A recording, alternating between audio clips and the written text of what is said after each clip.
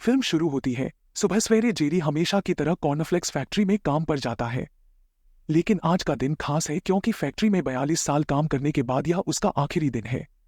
वह सेवानिवृत्त हो रहा है और आखिरकार आराम करने और अपनी सेवानिवृत्ति का आनंद लेने के लिए उत्साहित है।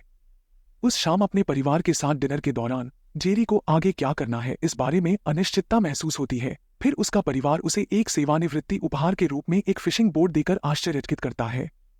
जेरी खुश तो है लेकिन फिर भी आगे क्या करना है इसको लेकर चिंतित है। वह अपनी पत्नी मार्ज से अपनी चिंता के बारे में बात करता है। 1 महीने बाद जेरी को व्यस्त रहना कठिन लग रहा है। भले ही वह नंबरों में अच्छा है लेकिन वह नहीं जानता कि खुद के साथ क्या करना है। उसका दोस्त स्टीव जो एक अकाउंटेंट है उसे अपनी नई फिशिंग बोट का उपयोग करने की सलाह देता है। लेकिन जब जेरी झील पर जाता है तो उसकी कार में कुछ गड़बड़ हो जाती है और उसकी नाव क्षतिग्रस्त हो जाती है। अपने पसंदीदा स्टोर में आराम करने के बाद जेरी ने विंडफॉल लॉटरी का एक विज्ञापन देखा।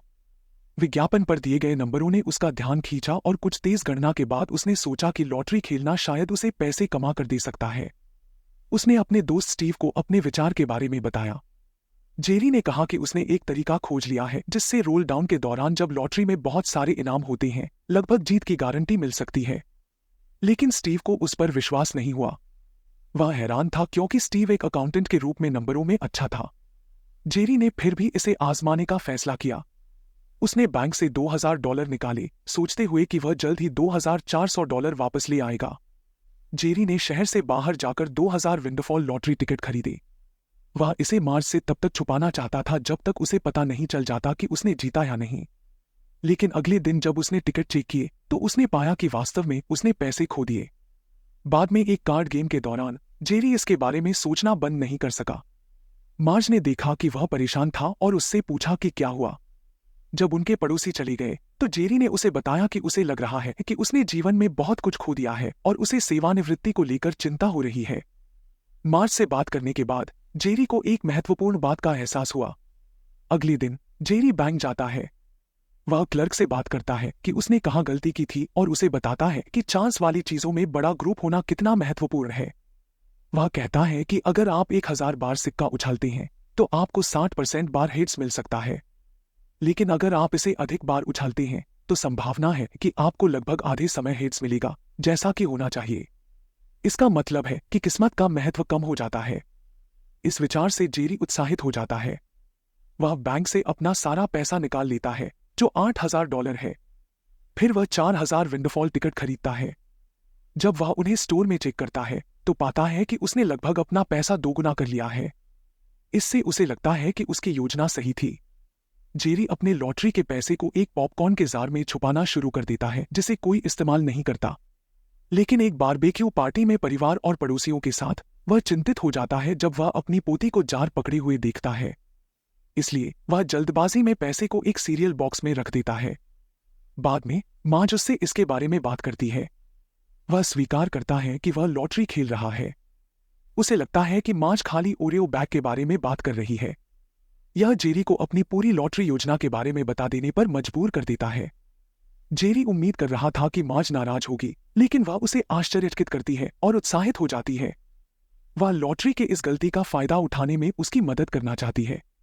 जेरी और मार्ज और लॉटरी टिकट खरीदने के लिए अपने स्थानीय स्टोर जाते हैं लेकिन उन्हें पता चलता है कि अब वहां विंडफॉल टिकट नहीं बेचे जाते। अब वे केवल मैसाचुसेट्स में ही उपलब्ध हैं। उनके प्रयास में संभावनाएं देखते हुए स्टीव भी इसमें शामिल होने का निर्णय लेता है और उनके सामूहिक निवेश में $1000 का योगदान करता है। अगले दिन सुबह मार्ज ऊर्जा से भरी होती है और 3 दिनों के सफर के लिए सभी आवश्यकताओं को ध्यान में रखते हुए सप्लाई पैक करती है। मिशिगन से मैसाचुसेट्स तक का सफर लगभग 8 घंटे का है। एक छोटे गैस स्टेशन पर वे 8000 विंडफॉल टिकट खरीदने की योजना बनाते हैं। चूंकि टिकट मशीन प्रति घंटे 1000 टिकट प्रिंट करती है इसलिए इस प्रक्रिया में काफी समय लगेगा। कैशियर बिल उन्हें अपनी होटल के कमरे में मशीन के पास आराम से बैठने के लिए आमंत्रित करता है। वे लॉटरी ड्रॉ देखने के लिए बैठ जाते हैं और सभी 8000 टिकटों को छांटना शुरू कर देते हैं। उसी रात सूर्योदय तक वे अपने प्रारंभिक $16600 निवेश के परिणामों की गणना पूरी कर लेते हैं और $21000 कमा लेते हैं। इस सफलता से वे सोचने लगते हैं कि क्या वे ही इस लाभदायक गलती के बारे में जानते हैं। हार्वर्ड यूनिवर्सिटी में टाइलर नाम का एक छात्र लॉटरी पर एक शोध पत्र पर काम कर रहा है जब वह विंडफॉल लॉटरी के बारे में जानकारी प्राप्त करता है। उसे इसकी संरचना में कुछ असामान्य लगता है। घर वापस जाते समय जेरी और मार्ज अपने घर से सिर्फ 1 मील दूर थे जब मार्ज ने सुझाव दिया कि वे अपनी लॉटरी रणनीति का उपयोग अपने छोटे से शहर को लाभ पहुंचाने के लिए कर सकती हैं। उसने बताया कि अधिक निवेश से उनकी जीतने की संभावना काफी बढ़ जाती है। इस प्रेरणा से वे स्टीव के पास एक योजना के साथ जाते हैं कि एक कंपनी बनाई जाए जो शहरों की पेशकश करके अपनी लॉटरी निवेश के लिए अधिक धन जुटाए। वे स्थानीय समुदाय को अपना व्यवसाय प्रस्तुत करते हैं, $500 प्रति शेयर बेचते हैं और विभिन्न रूपों में भुगतान स्वीकार करते हैं। उनकी बेटी इस विचार से प्रभावित होती है और इसमें निवेश करती है, हालांकि उनका बेटा इस योजना में कोई दिलचस्पी नहीं दिखाता। बिल के गैस स्टेशन पर वापस जाकर जेरी और मार्ज 41,000 टिकट खरीदने के लिए तैयार होते हैं। जेरी और मार्ज बिल को अपने नए व्यवसाय के बारे में बताते हैं। बिल तुरंत इसकी संभावनाओं से प्रभावित हो जाता है और यहां तक कि अपने दोस्तों को भी इसमें शामिल होने के लिए राजी कर लेता है, जिससे समूह के टिकटों की संख्या बढ़ जाती है। उसी होटल में ठहरते हुए लॉटरी नंबर आने के बाद दंपति को टिकटों के विशाल ढेर को छांटना होता है। मार्ज जेरी को एक नजर देती है, या सुझाव देते हुए कि वे इस काम को अगले दिन तक टाल सकते हैं। अगली सुबह उत्साहित बिल दरवाजे पर आ धमकता है और खुलासा करता है कि लॉटरी कमीशन ने उसकी दुकान से बेचे गए सभी विजेता टिकटों का सारांश भेजा है। कुल मिलाकर 182,000 की जीत हुई, जिससे उनका प्रारंभिक निवेश प्रभावी रूप से दोगुना हो गया। जेरी और मार्ज ने अपने गैरेज को अस्थायी लॉटरी टिकट भंडारण में बदल दिया और बार बार टिकट खरीदने और छांटने की प्रक्रिया को जारी रखा।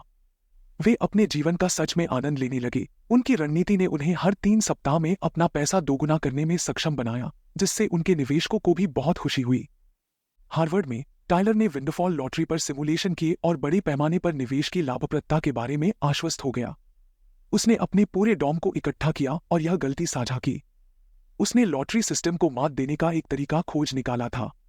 अगला कदम यह था कि वे अपने संसाधनों को एकत्रित करें और अपनी योजना को परखने के लिए आवश्यक लॉटरी क्लिप्स की बड़ी मात्रा को भरना शुरू करें। वे टिकटों को संभाल कर रखते हैं ताकि अगर IRS द्वारा ऑडिट किया जाए तो वे सभी हारने वाले टिकट भी दिखा सकें। पूरा शहर एम्फीथिएटर का नवीनीकरण करना चाहता है और जेरी अपने बेटे को सुझाव देता है कि वह इसमें योगदान दे क्योंकि उसने उसे शुरू से ही एक शेयर खरीदा था। शेयरधारक बैठक में जेरी नंबरों पर बात करता है और वे एक डिनर में चले जाते हैं, जहां वह स्टीव को बताता है कि उनका अगला निवेश लगभग 600,000 का होगा। दंपति उम्मीद कर रहे हैं कि जल्द ही उनकी योजना का पता चल जाएगा और वे जितना हो सके उससे अधिक से अधिक लाभ उठाना चाहते हैं। बिल ने उनके लिए एक दूसरी टिकट प्रिंटिंग मशीन भी प्राप्त की है। एक पत्रकार को जेरी की लगातार बड़ी जीत के बारे में पता चलता है और उसे यह अजीब लगता है कि कोई व्यक्ति दूसरे राज्य की लॉटरी में भाग लेने के लिए 10 घंटे की ड्राइव करेगा। हार्वर्ड में टायलर और उसके डॉम साथी अपनी लॉटरी योजना से होने वाले मुनाफे का आनंद ले रहे हैं। हालांकि एरिक इस बात की ओर इशारा करता है कि उनके भुगतान उतने बड़े नहीं हैं जितने होने चाहिए। वह सुझाव देता है कि शायद कोई और समूह भी इसी गलती का फायदा उठा रहा है। वे लॉटरी डेटाबेस में हैक कर लेते हैं और उस स्थान का पता लगाते हैं जहां जेरी और मार्ज अपने टिकट खरीद रहे थे। जबकि जेरी और मार्ज अपनी सालगिरह बिल के गैस स्टेशन पर मना रहे होते हैं, टायलर और उसका दोस्त एरिक यह जानकर हैरान रह जाते हैं कि उनका प्रतिद्वंद्वी समूह एक बुजुर्ग दंपत्ति है। टायलर साझेदारी का प्रस्ताव रखता है, सुझाव देता है कि जेरी और मार्ज अपने फंड उसके पूल में योगदान करें ताकि ऑपरेशन अधिक कुशल हो सके। हालांकि जेरी इसे ठुकरा देता है। वह अपने हाथों से किए जाने वाले दृष्टिकोण को पसंद करता है जिसे उन्होंने विकसित किया है। टायलर निराश होकर जेरी को बाइनोमियल डिस्ट्रीब्यूशन पर विचार करने की सलाह देता है, मानते हुए कि उसने इसे नहीं किया है।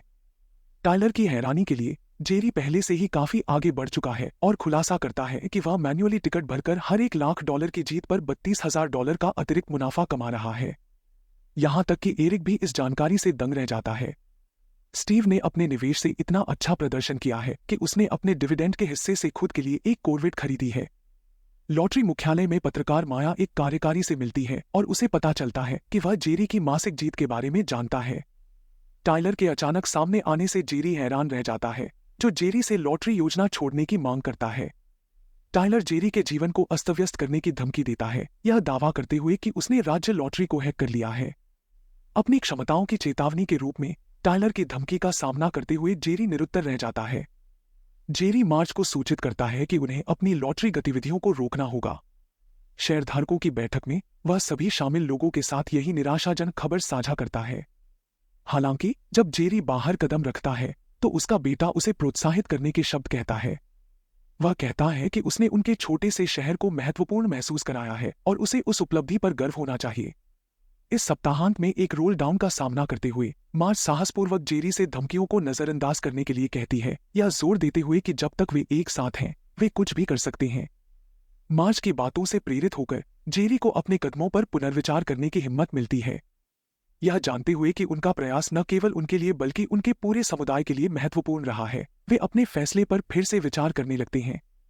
अब अपनी योजना को जारी रखने का साहस पाकर वे एक बार फिर से अपने अद्वितीय दृष्टिकोण के साथ लॉटरी टिकट खरीदने और छांटने का काम शुरू करते हैं, इस बार और भी अधिक संकल्प के साथ। मार्ज के निडर रुख ने जेरी को पूरी ताकत से आगे बढ़ने के लिए प्रेरित किया। स्टीव इस विचार के पूरी तरह से पक्ष में है और बिल को लगा कि वे कभी वापस नहीं आएंगे। हार्वर्ड में टाइलर इस बात से गुस्से में है कि उसकी धमकी को अनदेखा कर दिया गया, लेकिन वह एक योजना बनाता है जिससे अप्रत्याशित रोल डाउन हो जाए, जो तब होता है जब प्राइस पूल $2 मिलियन तक पहुंच जाता है। टाइलर की रणनीति यह है कि जब यह $1 मिलियन तक पहुंचे तो उनके समूह के पैसे का अतिरिक्त $1 मिलियन लगाकर रोल डाउन को मजबूर कर दे। वह प्रमुख निवेशकों से समर्थन प्राप्त करता है और योजना को अमल में लाने के लिए उन्हें 14 घंटे का समय देता है। जोखिम बहुत अधिक है, अगर इस समय के दौरान कोई जैकपॉट जीतता है तो वे सब कुछ खो देंगे। बिल जेरी और मार्ज के पास एक तात्कालिक खबर लेकर आता है कि विंडरफॉल लॉटरी में अप्रत्याशित रोल डाउन हो गया और वे चूक गए। जेरी को लगता है कि टाइलर और उसके हार्वर्ड के दोस्त कुछ गड़बड़ी कर रहे हैं।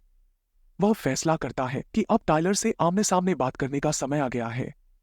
जब जेरी टाइलर से बात करता है तो वह नाराज नहीं होता।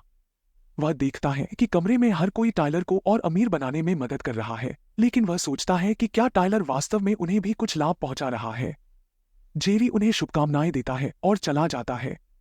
यह स्पष्ट है कि टाइलर अपने व्यक्तिगत लाभ के लिए दूसरों का उपयोग कर रहा है। जेरी को यह एहसास होता है कि उनका दृष्टिकोण अधिक सामुदायिक उन्मुख और सहयोगात्मक है। जेरी और मार्ज अपने निवेश को जारी रखते हुए अपने छोटे से शहर और उनके निवेशकों के लाभ के लिए काम करना जारी रखते हैं। टाइलर की योजना के बावजूद वे अपनी रणनीति और समुदाय के समर्थन के साथ मजबूती से खड़ी रहते हैं। कुछ लोग अपने मौके छोड़ने लगते हैं। बाद में स्टीव के कार्यालय में जेरी सोचता है कि लॉटरी के प्रभारी लोगों ने इसके बारे में कुछ क्यों नहीं किया। टाइलर और उनका समूह सोचते हैं कि शायद उन्हें परवाह नहीं है। लॉटरी कार्यालय में जेरी उन्हें बताता है कि भले ही विंडरफॉल गेम में बड़ी समस्या है, लॉटरी अभी भी पैसे कमा रही है क्योंकि केवल कुछ लोग इसका फायदा उठा रहे हैं। वह सुझाव देता है कि सभी को रोल डाउन थ्रेशोल्ड के बारे में बताया जाए और बिल स्टेशन पर एक और टिकट मशीन लगाई जाए ताकि वह और मार्ज साथ मिलकर काम कर सकें। बॉस को यह विचार पसंद आता है। टाइलर और अधिक लोगों को निवेश के लिए तैयार करता है, लेकिन एरिक उसे बुरी खबर बताता है कि लॉटरी ने सबसे ऊंची पुरस्कार सीमा की घोषणा कर दी है, इसलिए वे अधिक जीत की योजना नहीं बना सकते। टाइलर को ऐसा लगता है जैसे यह एक लड़ाई है, लेकिन उसके दोस्त जारी नहीं रखना चाहते। टाइलर को यह अकेले करना होगा। वह अकेले बैठकर अपने टिकट प्रिंट करता है। इस बीच जेरी और मार्ज खुशी से अपने टिकट प्रिंट करते हैं। माया को पता चलता है कि न सिर्फ जेरी बल्कि टाइलर ने भी विंडरफॉल लॉटरी के बारे में रहस्यों को सीखा है।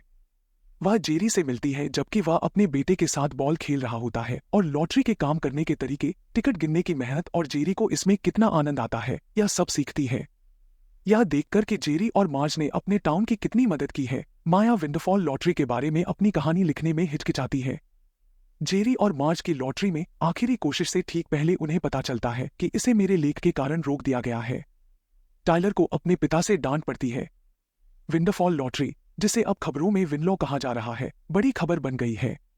जेरी अपने गणित के कौशल को लोगों के साथ साझा कर पाता है और एम्फीथिएटर के ठीक होने के बाद शहर में फिर से साप्ताहिक जैज फेस्टिवल हो सकते हैं, जिससे सभी एकजुट हो जाते हैं और जेरी का धन्यवाद करते हैं। उन्हें यह नहीं पता होता कि आखिरी रोल डाउन में पूरे शहर ने हिस्सा लिया था। जैसे ही जेरी और मार्ज नृत्य करते हैं, वह अपने सुनहरे वर्षों के बारे में खुश महसूस करते हैं। जेरी की लॉटरी गणित ने उन्हें कुल $27 मिलियन जीतने में मदद की। अंत देखने के लिए धन्यवाद। Don't forget to subscribe. See you in the next video.